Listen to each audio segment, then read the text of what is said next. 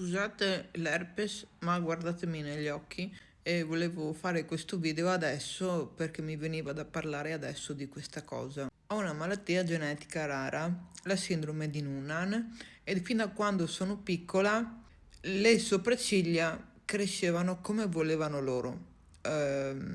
I peli ci sono, la radice c'è, però crescevano male. Crescendo c'è stato un periodo in cui me le sono completamente rasate perché mi facevano schifo ed ho iniziato a disegnarle con la matita.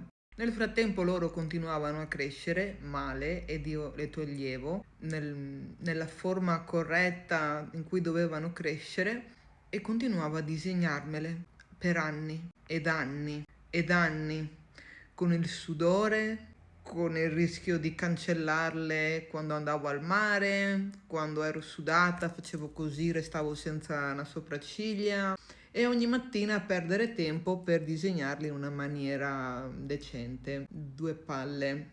Molti anni fa, e non voglio dire nomi, andai da un estetista che faceva tatuaggi alle sopracciglia, ma me le ha completamente rovinate. Mi ha fatto un tatuaggio che non era della forma corretta per il mio viso e ha usato un inchiostro sbagliato, tanto che con l'andare del tempo le sopracciglia al tatuaggio non erano più marroni, bensì le mie sopracciglia sono grigio verdi. Qualche settimana fa sono andata finalmente a ritatuarmele bene e mi ha fatto un miracolo perché la forma non si può cambiare e per cancellarle dovrei fare il laser e andare avanti per anni.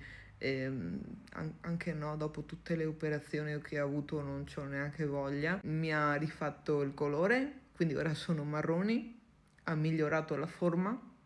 E questo è un video anche per tutte quelle persone che appena ho pubblicato la foto hanno iniziato ad offendere e a giudicare. Lei si chiama Matin, ve la taggo qui anche nei commenti e se avete bisogno andate da lei.